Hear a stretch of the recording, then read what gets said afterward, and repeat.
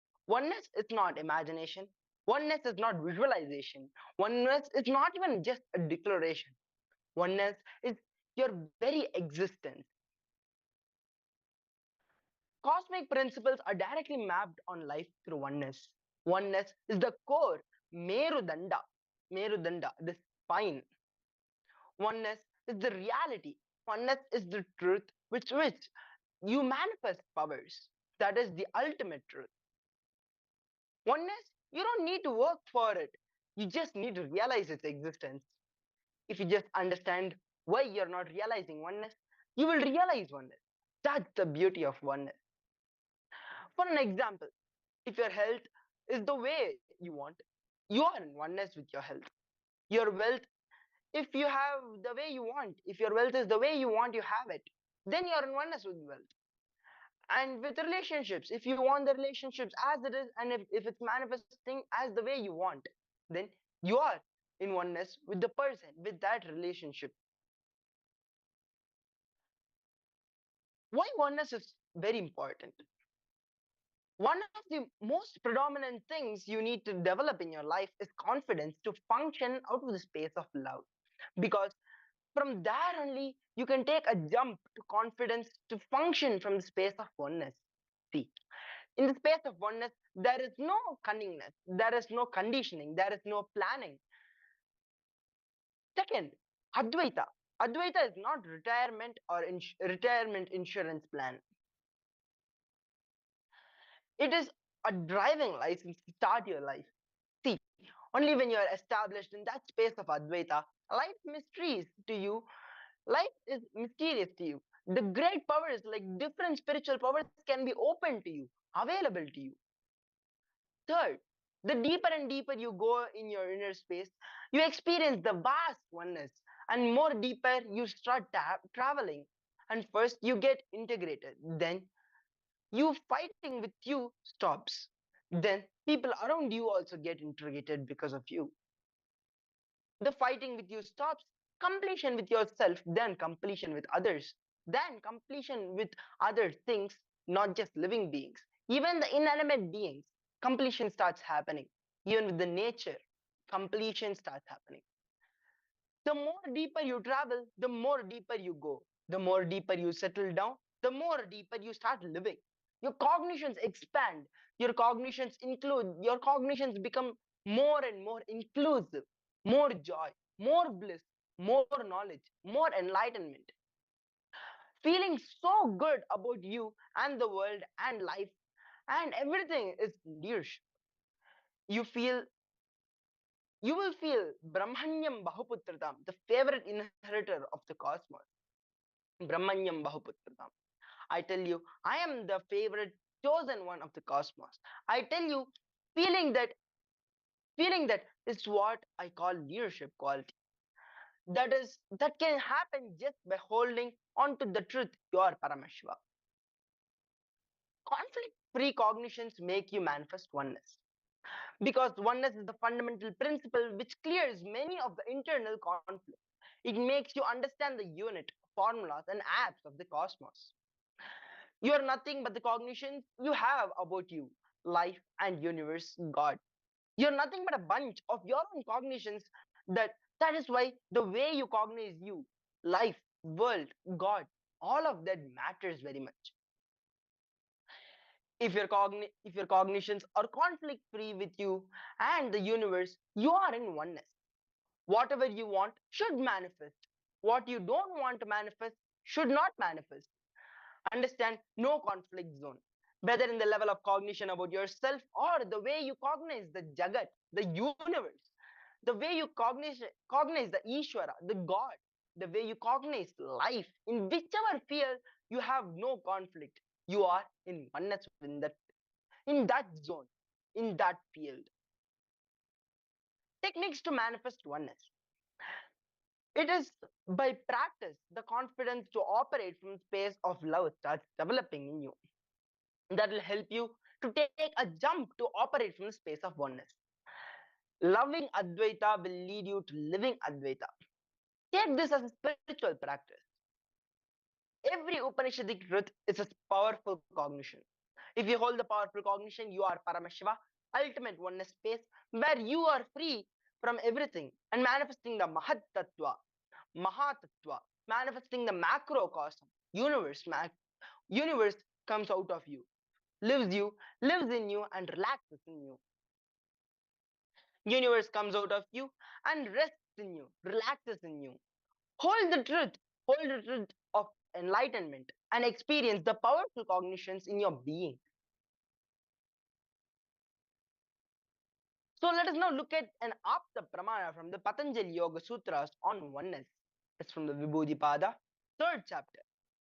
Today's 3rd chapter and 2nd verse, and the 108th sutra of Patanjali Yoga Sutras. Tatra prayaya iktana tadyanam tatra pratya ikatantadyanam. The translation is an unbroken flow of knowledge about the object is dhyana.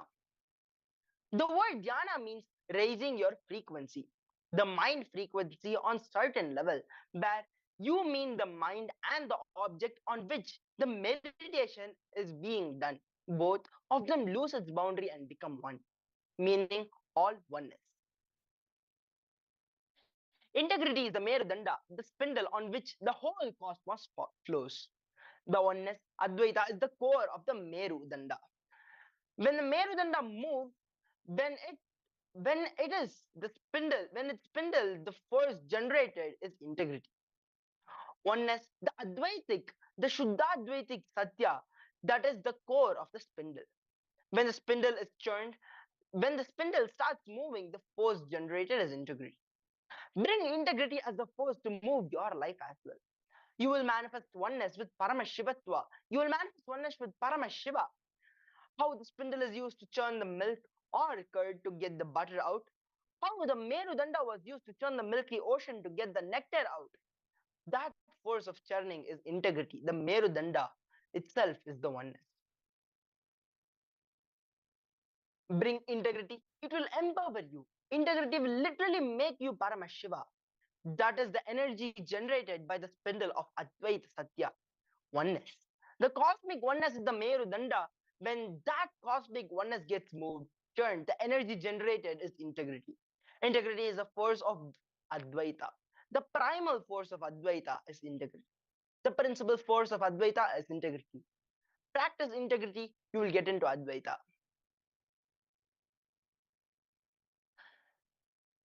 Ishavasya Upanishad verse 7 declares, Yasmin sarvani bhutani atmaiva bhuudvijanataha tatra komo hakashokaha ekatvamanupashyataha. In one who has cognized the reality, all existence being becoming the very self, then that delusion, what sorrow of incompletion can there be for that seer living in the space of oneness, living Advaita? Let us look at Atma Pramana. Swami Onnada, the sweet initiation into oneness from Sadashiva, Arunagiri Yogeshwara. So in this, we'll be watching a beautiful clip where Swamiji reveals and he tells, like, he shares his experience where he experienced oneness with his guru, Arunagiri Yogeshwara. This is such a beautiful story and beautiful incident which happened on Swamiji's life. So all of you get into the space of listening as we enter and listen to these truths revealed by Swamiji.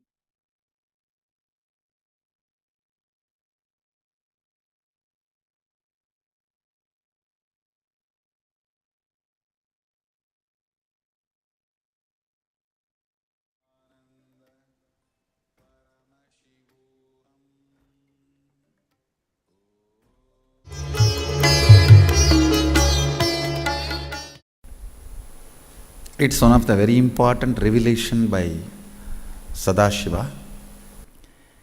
All the electronic equipments work when the electrons are made to vibrate. Om Nityananda Paramashivoham. Om Nityananda Paramashivam. Paramashivoham.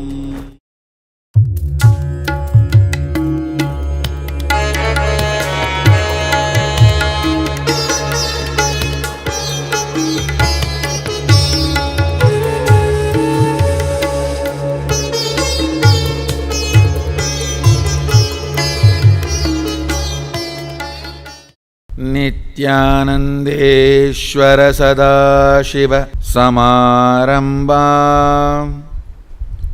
नित्यानन्देश्वरि आदिशक्तिमध्यमाम् अस्मदाचार्यपर्यन्ताम् वन्दे गुरुपरम्पराम्.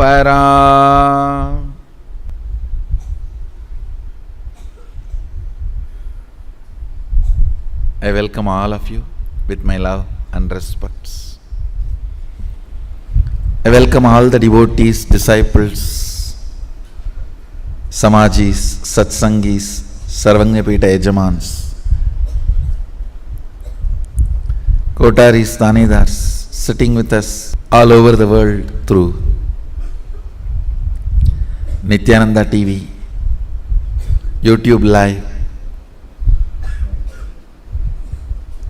two-way video conferencing, Facebook Live through hundreds of Adinavasis IDs.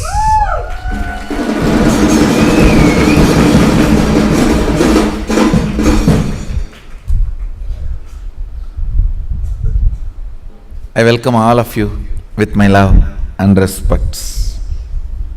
Today's subject, manifesting Shaktis.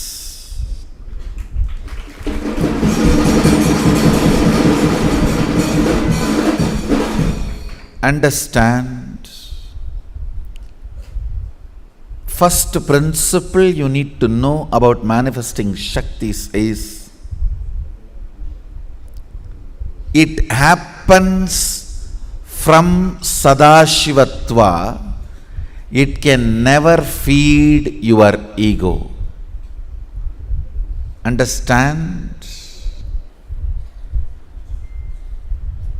It happens from Sadashivatva.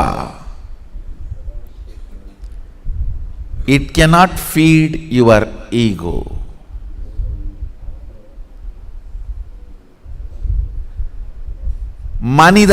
மனித மாமிசத்தை உண்டு வாழ முடியாது. Human being cannot eat human flesh and survive. Understand? Yesterday I was reading a book called Agathiyar Karukkidai Nigandu.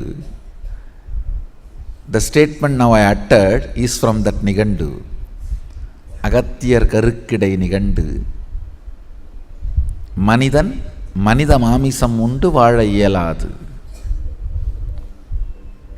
Human being cannot survive with the flesh of human being. Maybe Agastya want to say should not. Listen, human body cannot flourish with eating human flesh. Your ego cannot flourish with manifesting powers. One of the important problem we have, people feel, oh, if I get powers, will I not become egoistic? Or people who get powers, will they not become egoistic? No. Because it comes from the source of Sadashiva, where naturally your ego loses its power over you.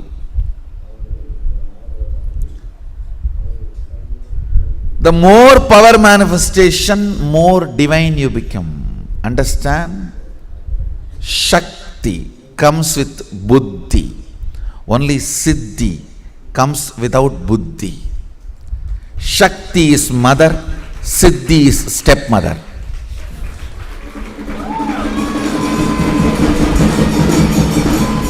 That is why in Tamil, for stepmother and siddhi, both same word. Siddhi is Chitti. Shakti is mother. Understand?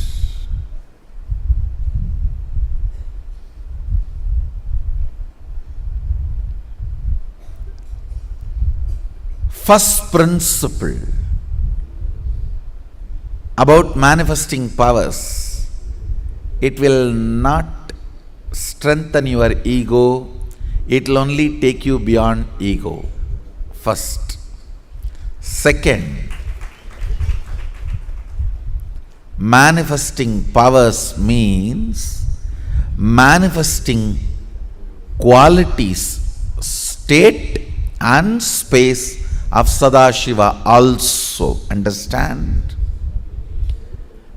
When you manifest powers, naturally the state of Sadashiva and space of Sadashiva starts manifesting in you. I have always seen people who manifest powers have a very high level of integrity and unclutching, because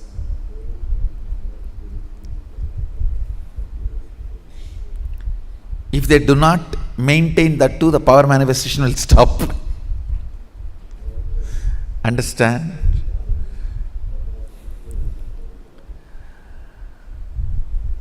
How much ever you would have paid to buy your cell phone, but unless you charge every day, it will not function. How much ever you may manifest powers, unless the integrity of your life is maintained, it will not manifest. Actually, when you manifest powers, automatically the frequency of your integrity increases. The trust in integrity, trust in authenticity starts increasing. The reasons why you don't live a life of integrity is powerlessness. That starts melting down. With more and more power manifestation, powerlessness goes away. You become more integrated, more authentic. The second principle of power manifestation, listen carefully. Shakti comes always with buddhi. Means more power manifestation, more integrity. More power manifestation, more unclutching. More power manifestation, more nirvikalpa samadhi. More power manifestation, more joy. More power manifestation, more restful awareness. More power manifestation, more responsibilism. More power manifestation, more enriching. More power manifestation, more bliss. What is power manifestation? Deciding. Listen. Integrity needs your declaration, but power manifestation does not even need your declaration. It only needs your decision. Deciding to be one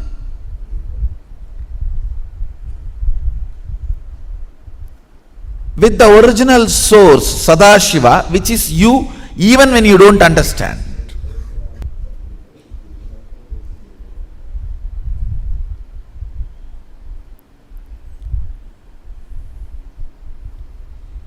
He was using very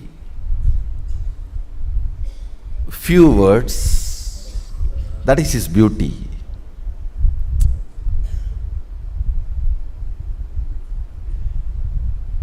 Just with few words, he will make that click happen. You know. First he was trying to tell that everything is one.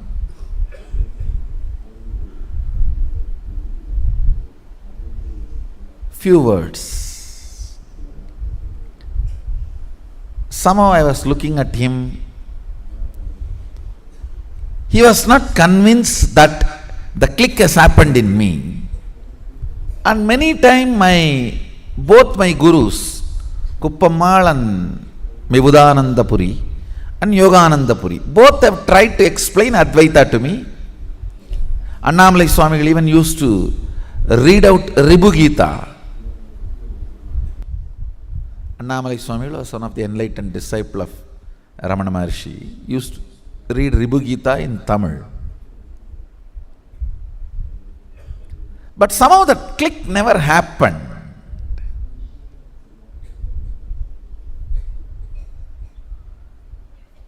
But just with few words, Arunagiri Yogeshwara made that click happen. Listen carefully. I'll explain scene by scene.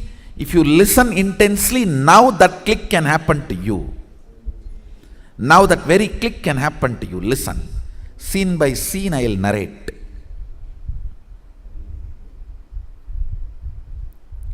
Because clicking with Advaita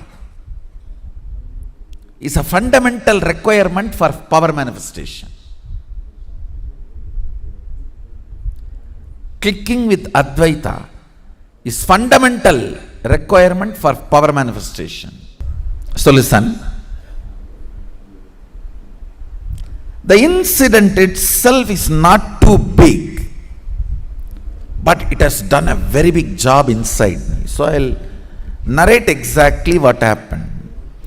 So the moment he started uttering the word Advaita, 2-3 words, then, Yogananda Puri used to say, Vibhudananda Puri used to say, and Annamalai Swamigal used to say, Advaita, everything is one and the same. Okay, everything is one and the same. Understand? At that time, all their words, it's not that I did not believe them, but it never became my strategy for existence. It never became my cognition of existence. Okay, gurus are telling I should listen, I should obey, I should not be opposing them. But for my life, I have a different strategy. That is not the cognitive reality for me on which I stand, the foundation on which I function, or foundation on which I make decision. It never became that for me. The foundation on which I make my decisions was always different. Even though I heard enough of Advaita from Yogananda Puri, Vibhudananda Puri, Annamalai Swamigal. So the moment Arunagiri Yogeshwara started Advaita, immediately my old, same thing, okay. Advaita, I know. All one and the same. I should tell you, whenever you listen and do not make that into cognition, it becomes incompletion. Great truths, when you listen, either it should become cognition or it will become incompletion. Food, when you eat, either it should become energy or it will become indigestion or constipation.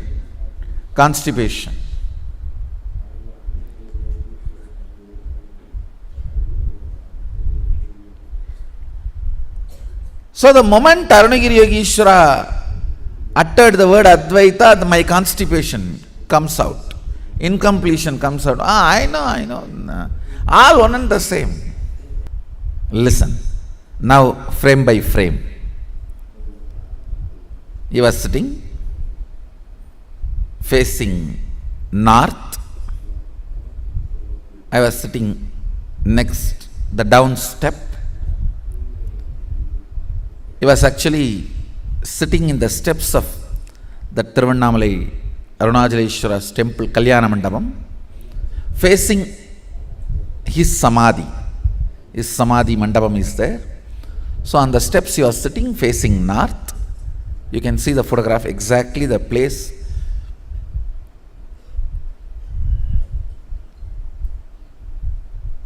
I am sitting in the center. He was sitting leaning on the pillar, corner pillar. He was sitting, and I was just sitting lower step, one step lower than him. And he was trying to explain Advaita, and then my whole incompletion and constipation started. I know Advaita. Vibhudananda Puri told me, Yogananda Puri told me, Annamalai Swami told, Virabhugita, all big books. Big literatures I read.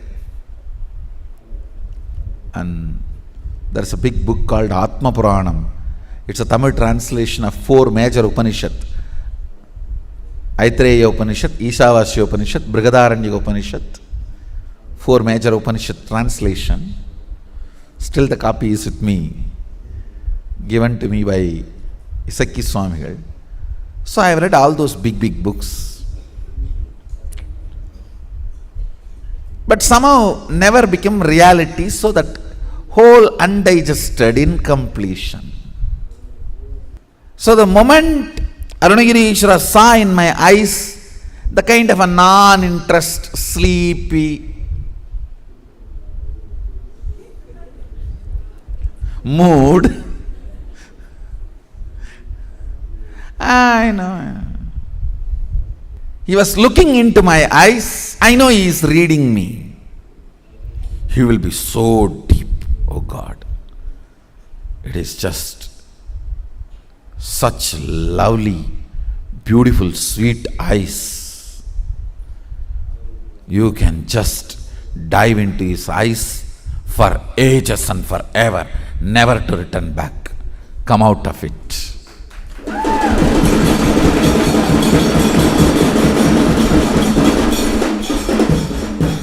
Such an expressive, vast eyes like an ocean. And his eyes had an amazing, it is like a Pacific and pacifying both. The depth like Pacific and compassion like pacifying. It can pacify anything.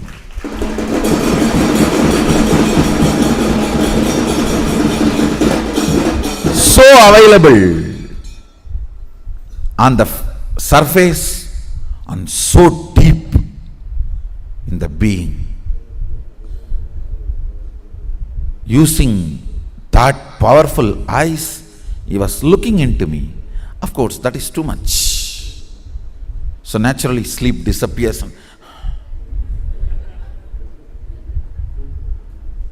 I'll describe the scene. The next word is Sami. That's the way he used to call me, because that is the way my whole family used to address. I had hundreds of names given and self-given. And it continues even now. But most used name is this Swami. Even my mother used to call me as Swami only. From the time I remember me, I never heard any other word from my mother. Even as a baby, as a child, I always heard only she calling me, addressing me as a Swami. Never I have heard from her the name my parents have given. It's only Swami. So, Arunagiri Ishvara uttered the word Swami. The moment he called Swami, I just sat up and the eye and eyes got locked. His eyes and my eyes got locked.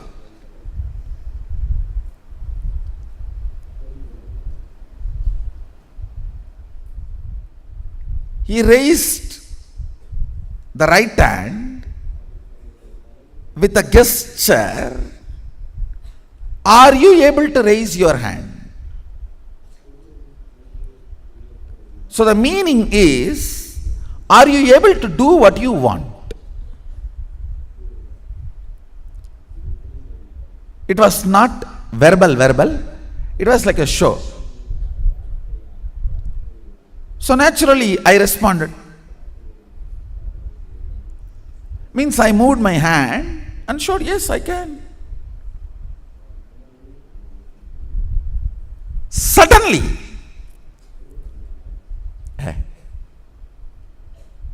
Onada.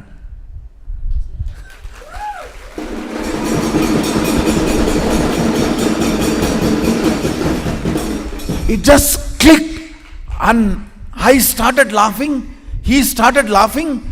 Laughing. Both of us were laughing for 10 minutes.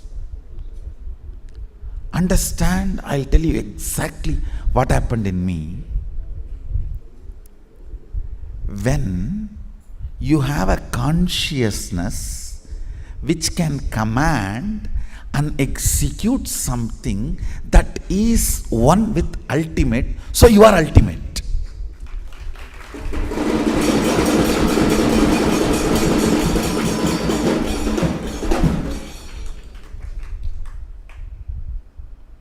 I know now with this theory there will be 100 questions, doubts you may have. All that we can digest, grind, burn next.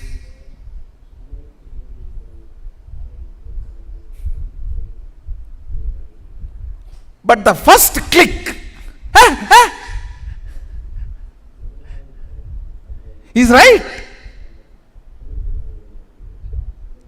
That first click was so powerful.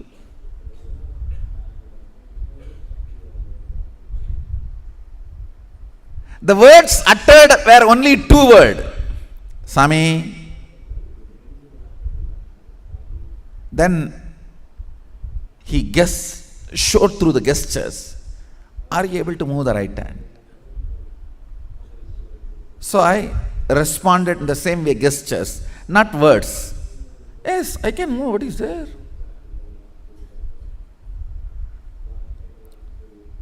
So just when this gesture question answer was going on, I could understand very clearly what he is trying to convey. If you have a consciousness which can command and make the matter, body is matter, make the matter obey, listen, you are carrying, which is ultimate. You are the consciousness which is ultimate. Onada. Like something hit on my forehead. It was such an ecstasy, blossoming, flowering. I started laughing and he started laughing. At least next 10 minutes. It's like I felt, oh God, took Kadka Pudi and cleaned up the whole constipation. And all the incompletion went away. Became complete. If you had constipation for 1 week and had Kadka Pudi and cleansed, came and lie down on the bed, how you feel? Exactly. Oh God. Yes. If I have something which has a power to will and command and make the matter obey, then I have a consciousness which is ultimate. From that click, started manifesting powerful cognitions. Hey, if this consciousness can move these hands, why not the air next to the hands? Why not the stone next to the air? Why not the hill next to the stone? The powerful cognitions have started manifesting. And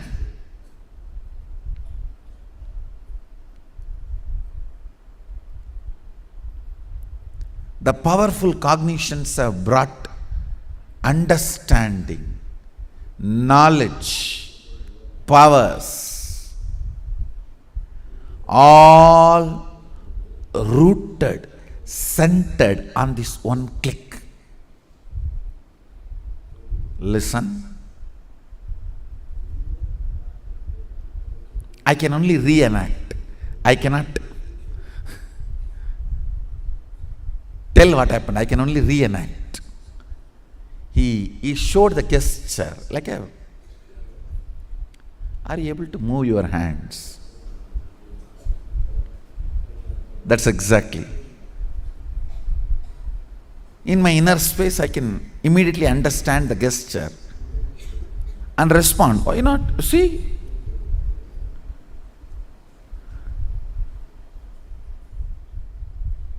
In this interaction itself, my mind is searching what is he trying to teach through this interaction. What is he trying to insert into me by this gesture? I started looking for, yes, he is asking, can you move your hand? And I am saying, yes, I can. What is the problem? What is he trying to convey through this? I can see very clearly the next understanding coming to me. So, commanding, and the commanded is obeying. The will is acting on the matter, being established in the consciousness. Then what? I was looking into his eyes. Oh, nada.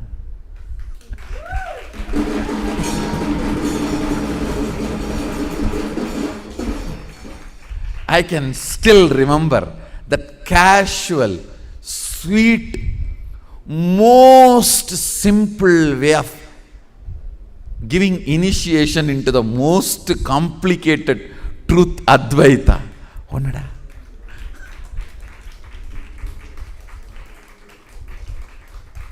That twinkle in the eyes. Oh, nada.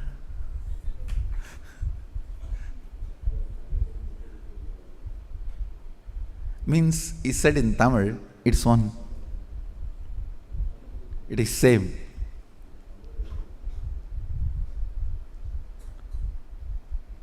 Understand. Now the punchline. Listen.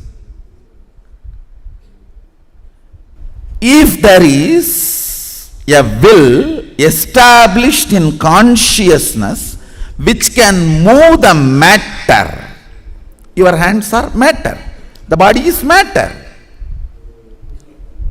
If there is something which is you, which can give a command to move this matter, and this matter moves, the ultimate is in you. It can tell, command, order any matter to move.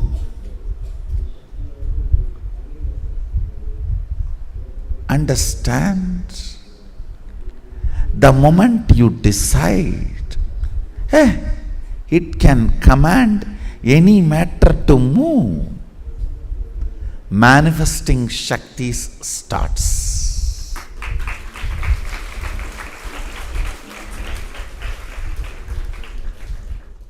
I am telling it is not moving is inauthenticity, powerless cognitions, the conclusions before even you try. Have you told this board to move and it did not move? If that is the case, you have not told to the board in the way in which the board can listen. So change the method of telling till the board listens, not doubt the technology of Advaita, which is the source. You always do the stupidity of doubting the technology without applying it. Understand?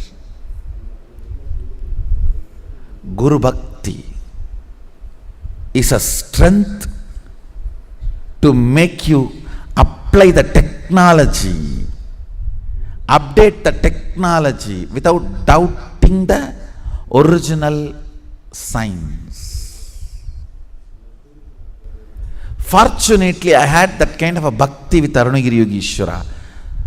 So immediately when powerful cognition started manifesting in me, I said, right, if I can move this hand, I can move the air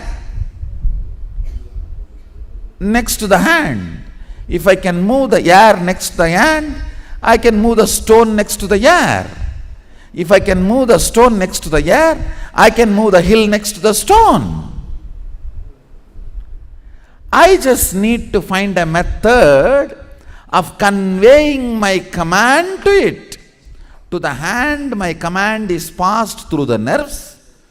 So I have to pass my command to the air. Air bending is possible if I know how to do my mind bending.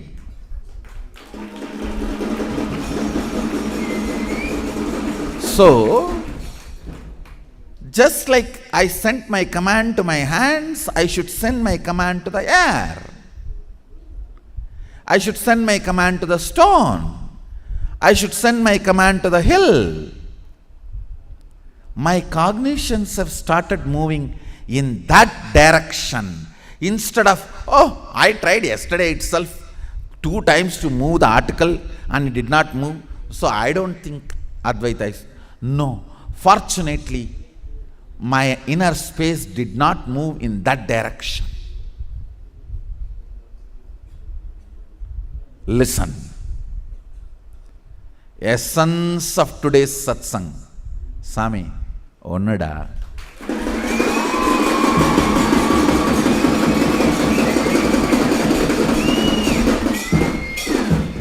Listen. It is too small incident, but the first sword of Advaita fell on me, cut across through my being, and started releasing powerful cognitions. I think in this whole incident, that intimacy matters. That space matters. The ability to get locked into the eyes matters. Where master is trying to convey something through the gestures, and you catch that and it unravels itself in you, and you respond same way in the gestures without answering, and he captures and just throws one word, Onada.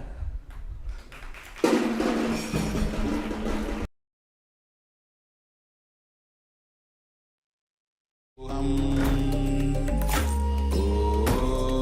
Nithyananda Paramashivoham. Om Nithyananda Paramashivoham. Om Nithyananda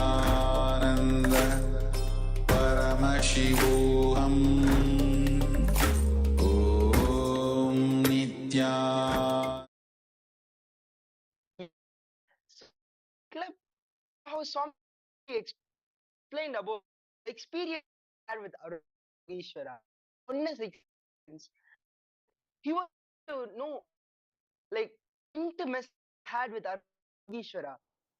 With he can and the way Yogi the whole was such a beautiful incident which Swamiji is. Swamiji is the one and the cognition manifested. Now we'll look at one wonderful clip, Swamiji, where we're going to be looking at the form to form.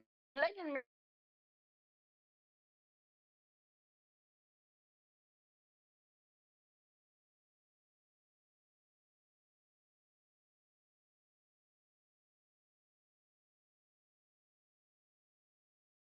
आनंद परमशिवोहम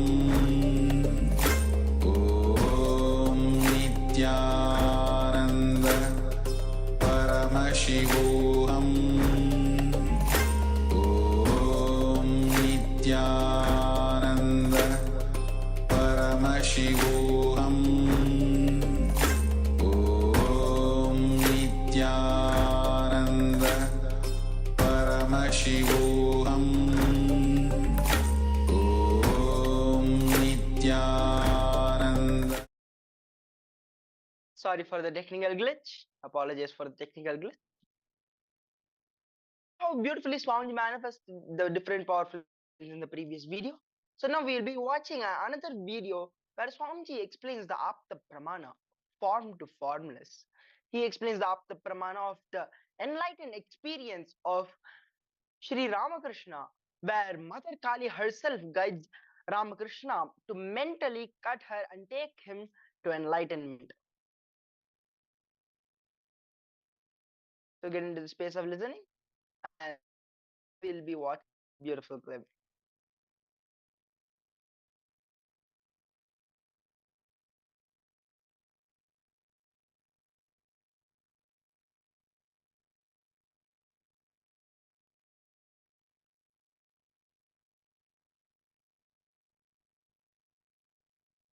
जगत्पतिं हरिषड्वर्गजेतारं नित्यानन्दगुरुं भजे स्वभावचिन्मयानन्दं कृपापूर्णं जगत्पतिं हरिषड्वर्गजेतारं नित्यानन्दगुरुं भजे स्वभावचिन्मय सदाशिवसमारम्भाम् शङ्कराचार्यमध्यमाम् अस्मदाचार्यपर्यन्तम् वन्दे गुरुपरम्पराम्.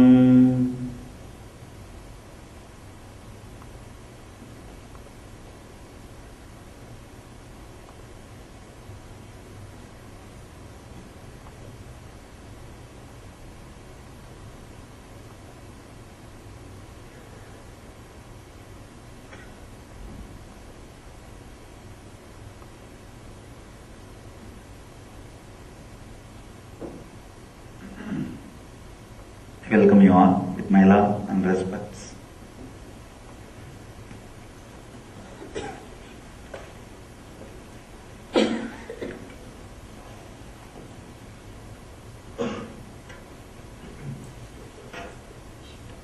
We'll enter into the yesterday's questions first, then today's questions. This person is asking, can person enlighten only with idol worship? Oh, just with idol worship. I can say, you can become enlightened just with idol worship, but you must be able to develop that depth just through the idol, which usually does not happen. After a certain level, when the depth has become very deep, automatically the person moves to the higher levels or the deeper levels. So, if you are really kind of a person to the depth of Ramakrishna, then of course Ramakrishna did not have anything else except that Kali idol. And finally Kali herself guided him to have the initiation from Totapuri. That's a very funny incident. Totapuri comes, is a great enlightened master, Avaduta, Paramahamsa, no cloth, complete naked sannyasi, who lives with the nature. He comes to Dakshineswar and sees Ramakrishna and says, I feel you are an intense seeker. I want to initiate you. Ramakrishna says, wait for a moment, I'll go and ask my mother and come back. Totabri thought maybe he is staying with his mother and he wants his mother's permission before the initiation. Ramakrishna runs to Devi temple and asks Devi, stands in front of the Kali Murti for 2 minutes and comes back and says, yes, my mother told, you have come here just to initiate me. Totabri was shocked. He said, what are you saying? You said you will talk to your mother and come back, but I saw you went to temple and stood in front of Devi Murti and came back. This guy said, yes, she is my mother. I asked her just now and she told me you can initiate me. Totabri was shocked. And during the initiation, Totabri said that bring your mind to the ultimate consciousness with no form. Centralize your mind on the formless consciousness. He gave some technique, actually initiated him into a very powerful sannyas technique, the sannyas initiation. But Ramakrishna says, no, I am not able to bring myself to that emptiness because the moment I close my eyes, the Kali is there in front of me. Then Totabri says, then go and talk to your mother again. And the very interesting thing, he goes to mother and asks Kali, what is this? He is telling me to bring my inner space to the silence and to the pure consciousness which is beyond form. But whenever I close my eyes, I see only you. Then Kali says, go and follow his advice. That is the right thing you have to do. That is the right thing you have to do. And the story says, she gives her own sword, the sword which she always carries, and says, cut my form, kill me. Understand, if you have that depth with an idol, then you don't need anything.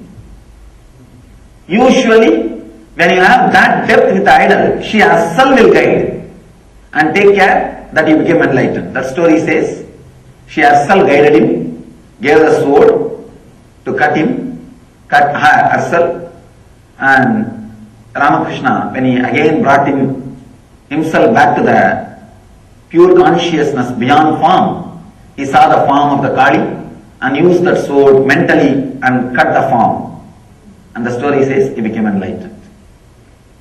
Understand? If you have that depth, then naturally the deity herself, the Devi herself will guide you to the higher levels. When I stand in front of Krishna of Dwarika, I go speechless, thoughtless, and tears comes in my eyes. This does not happen in other kind of worship for me. It's perfectly alright. Even if it happens with one murti, that is okay. There is no problem. It's perfect. Just continue with that. That will take you to the deeper and deeper level. All I tell people, when you have the deep feeling of that one murti, just go with it. Have ishta nishta, means that completely centered on that deity. Don't bother about anything else. You don't have to have that same experience in front of every deity. No need. Same way, don't say all other deities are useless. All other things are useless. All other gods are useless. Or all other techniques are useless. That is the only thing you need to avoid. If that only can avoid, you will always be guided to higher and higher levels, deeper and deeper methods. All you need to have is depth, and the same way, openness for further updation. Openness for further experience. One small story about a Bhakta, a Vaishnava, Vishnu Bhakta. This guy is so devoted to Vishnu, day and night he will do puja. And he will pray to Vishnu day and night. But somehow Vishnu knows this guy is not just having pure love. This guy is more like attached or fanatic. More than the dedication or connection with Vishnu, he has too much of exclusing. You understand? Sometimes your devotion may not be a positive attachment. It may be the negative hatred towards other deities. The exclusion may be looking like a devotion. Anyhow, this guy was continuously praying, but Vishnu never gave darshan. And very funny thing, always with attachment, the problem is, if the other person does not respond, the whole your so-called love will turn as hatred. And this fellow's love became hatred now. Such a long time I prayed to you, you did not give darshan. I think you are useless, I'll choose some other god. Who I'll choose? Your enemy. Shiva is your enemy, supposed to be. Because these guys have their own idea. Shiva must be your enemy. I'll choose Shiva now. I'll not worship you anymore. And this guy put the Vishnu Murti to that one corner and cut hold of Shiva Murti and started doing worship. And he put the incense. When he put the incense, he saw, because of wind, the incense smell was going towards the Vishnu Murti. He got so annoyed, so irritated, he just jumped and caught hold of the Vishnu's nose. You should not smell my incense anymore. You had your share enough. You should not smell incense anymore. And now it is only for Shiva. Now I am trying with Shiva, experimenting with Shiva. I don't want you to take any of my smell. Half of the smell will go away to you. Then I may not get the full result. The moment he was holding the Vishnu's nose tightly, the story says suddenly Vishnu appeared to bless him. When Vishnu appeared, all his anger went away. He fell at the feet of Vishnu and cried and started asking, I prayed to you so many years, but you never appeared in front of me. Now I am working completely against you. I am not only working against you, I am holding your nose so that you will not have smell of my incense, which I am giving for Shiva. And Vishnu says beautifully, all these years you worshipped me, true, but you never felt I am really living with this deity only when you started hating me and only when you held my nose that I should not have the smell of the incense. You sincerely from the deeper consciousness felt that I am in this deity. I am in this deity. Your hatred was deeper than the devotion. Your hatred could shake your being deeper than devotion.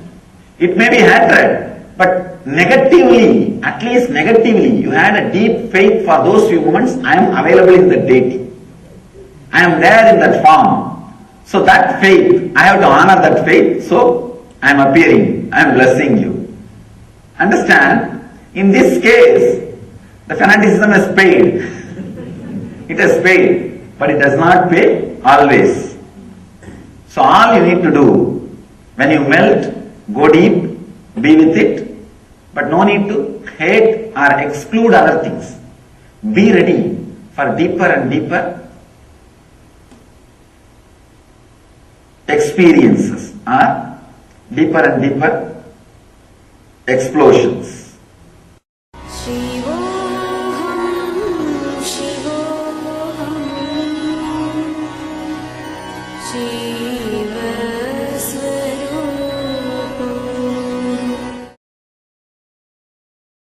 Yes, so beautifully Swamiji explained after where Krishna had the experience with Mother Kali. So now the powerful way to manifest the oneness. The first way to manifest oneness is through Mahavakya. The second way is through puja, prayer from the right context. And third is from darshan.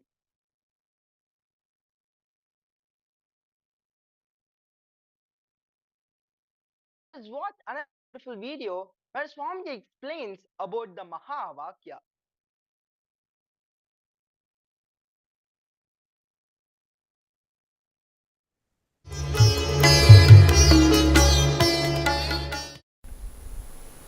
It's one of the very important revelation by Sadashiva.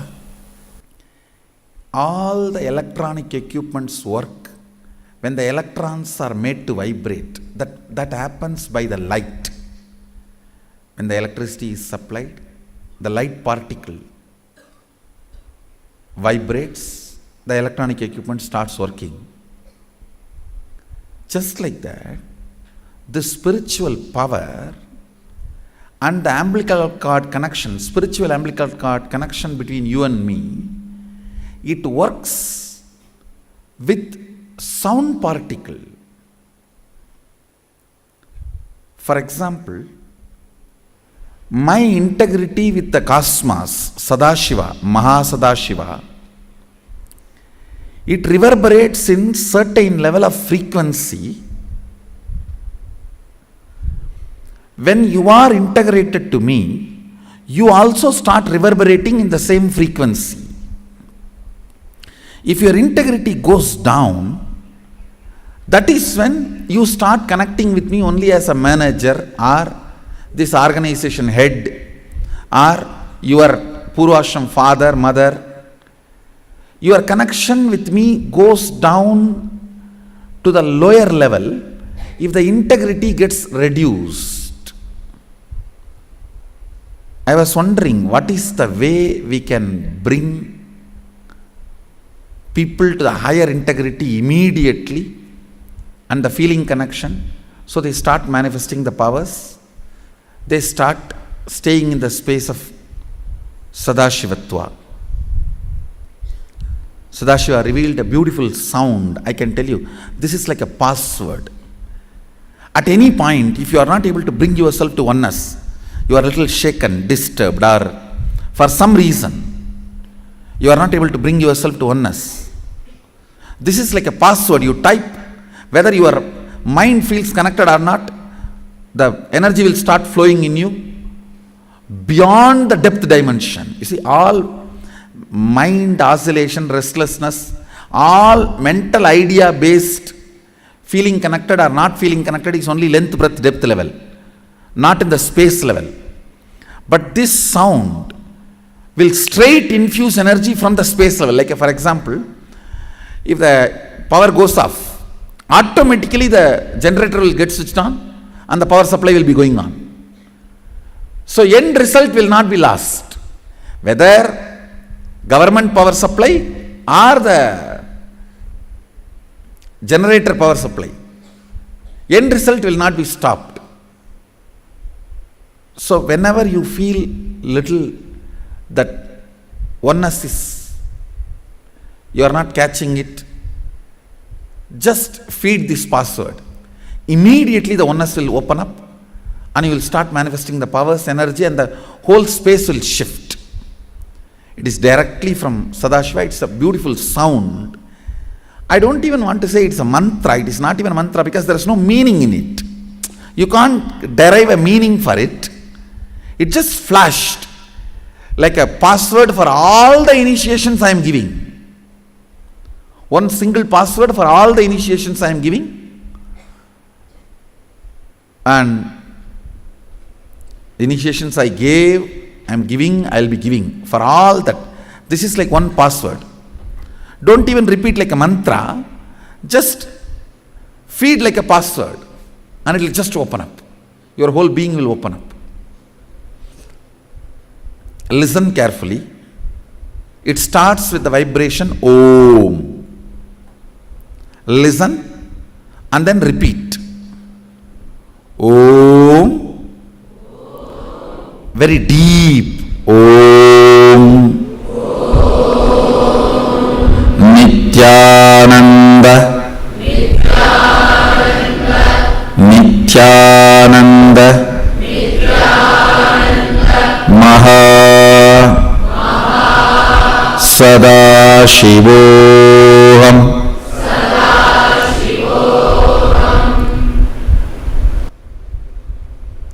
Because it just came out like a password, neither I bothered to find a meaning, nor I think we can have any logical meaning to it. Maybe we can set our own context, because through the form, this form and the name Nityananda, you are feeling connected with that Mahasadashiva, the whole, the cosmos. And it is not even Nama, it is Aham. It's concluding with Aham, means asserting your oneness, declaring your oneness to the cosmos. So there is no logical meaning to it. I cannot say this is mantra because all mantras are supposed to end only at the seven end. Namaha, Vaushat, Vashat. These are the seven ends. Swaha, Swada. All mantras have to end only with that seven ending.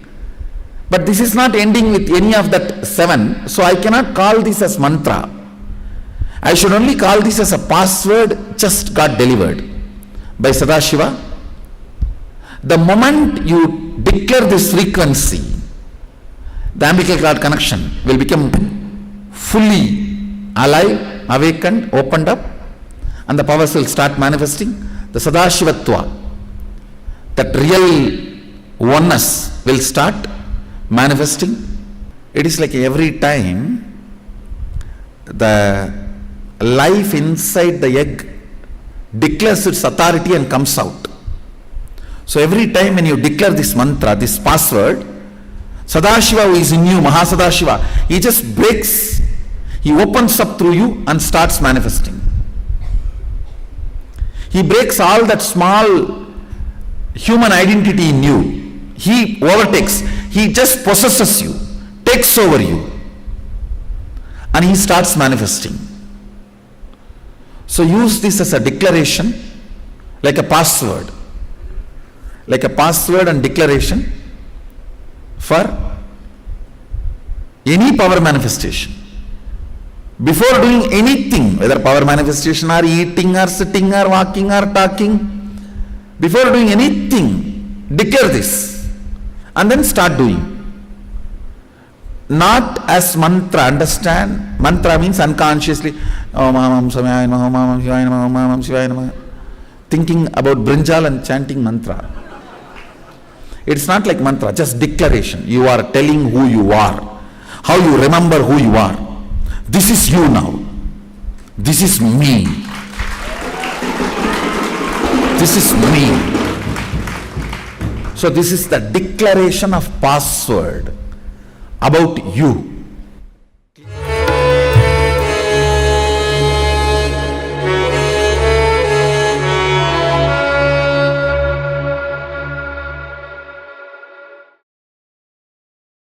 Yes.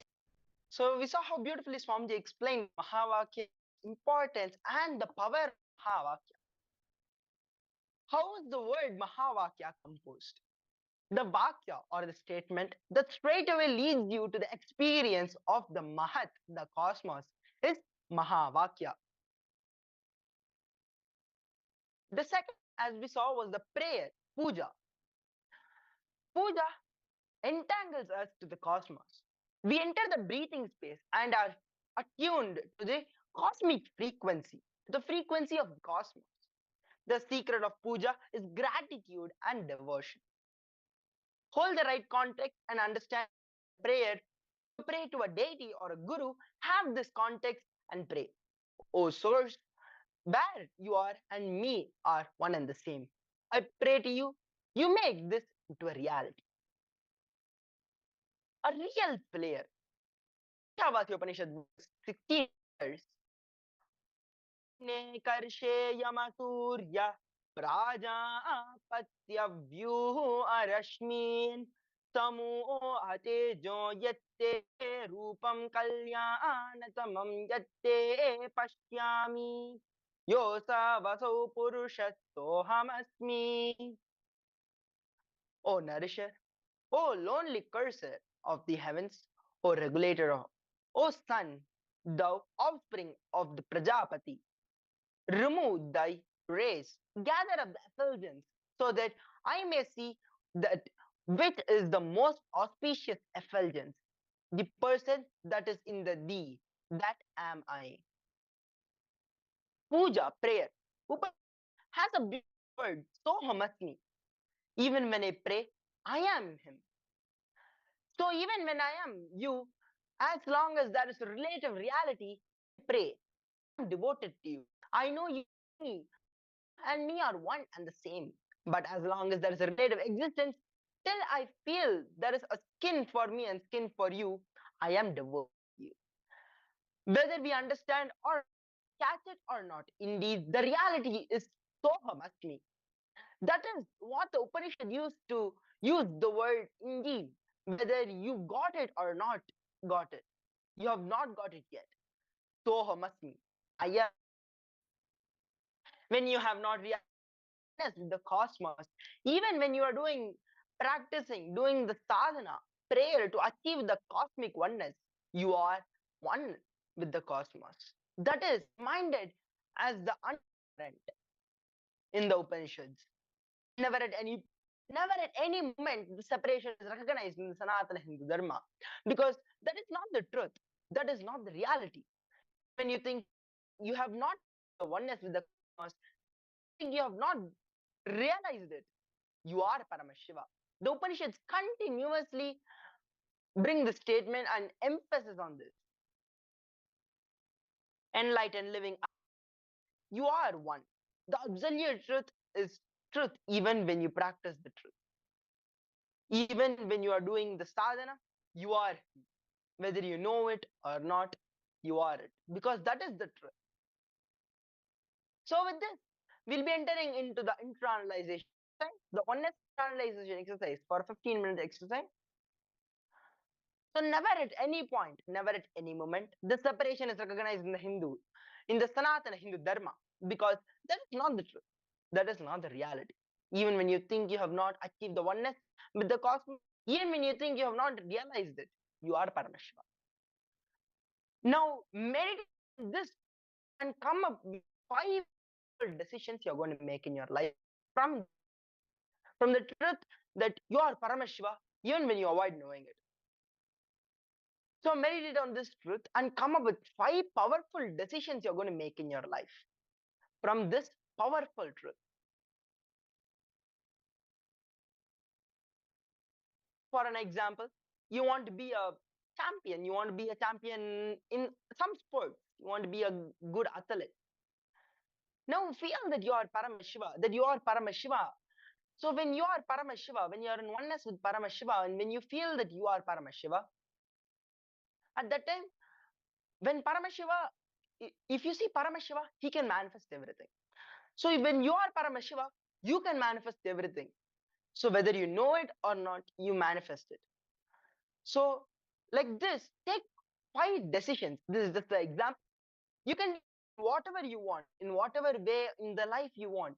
Take 5 powerful decisions with this powerful cognition.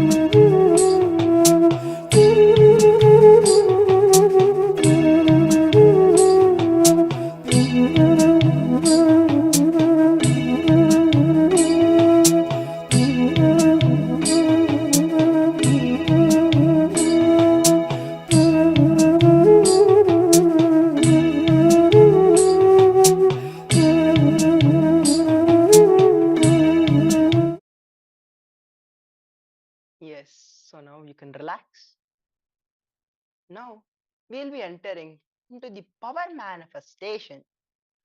So today we'll be manifesting the power of length.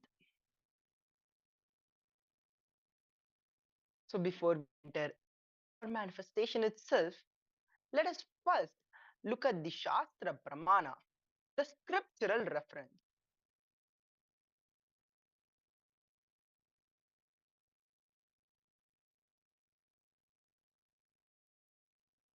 Shakti Shanna Sharirotpatihi.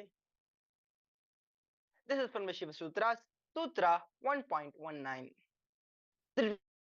By aiming and fixing the self on Shakti, uniting in oneness with the supreme power, the embodiment of which is cognized and willed, manifests at once in its length, breadth, depth, and time and space dimension. So with this, we'll be getting into the power manifestation itself. So, requesting all the participants to get into the deep space of oneness, where you feel that you are one with everything, whether you accept it or no, you are one. You are Paramashiva. And with the space that you are Paramashiva, ask Paramashiva to reveal it. Now, I'm reading out the question. I'll be reading out the question. And then there'll be a few seconds for you to. So this is the power of. As this puzzle, immediately answer it. So we're going to be having a rapid fire question. Okay. So which of the answer expresses the meaning of the word reassure? Compassionate, comforting, explanatory, meddlesome. Chan Mahavakya. And then whatever you just answer it. That. You got a few more seconds.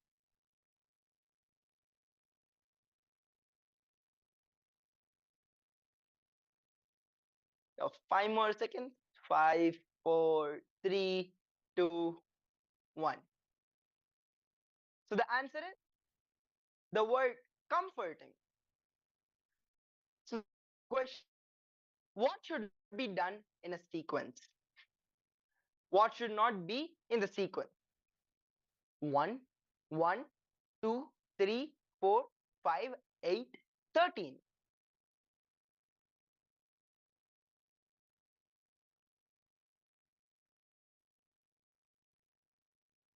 So again, you have few more seconds.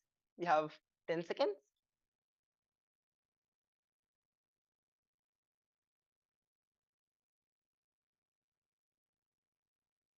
5, 4, 3, 2, 1. So the answer to this question is 4. Yes. So with this, we'll be coming to the end of the session. We'll be coming to the end of the session.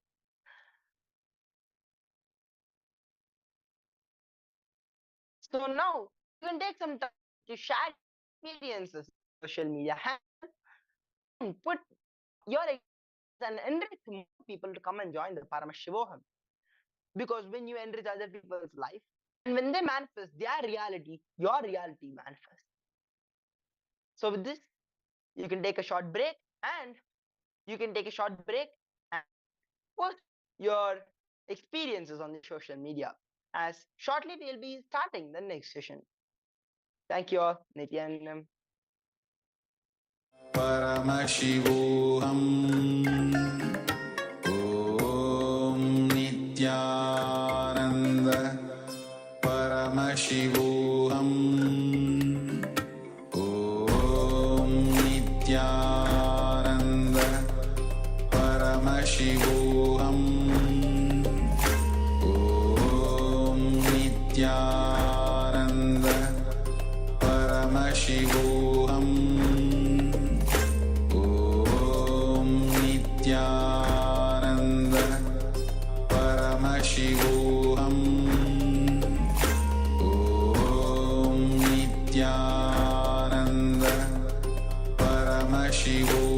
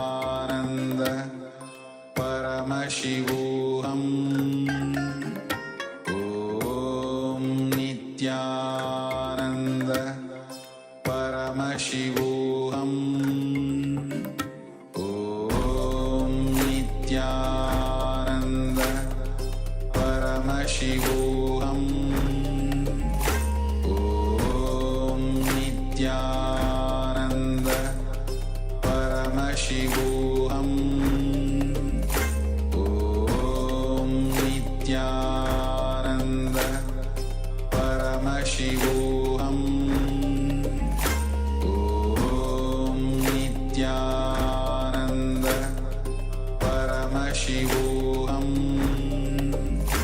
Om Nityanand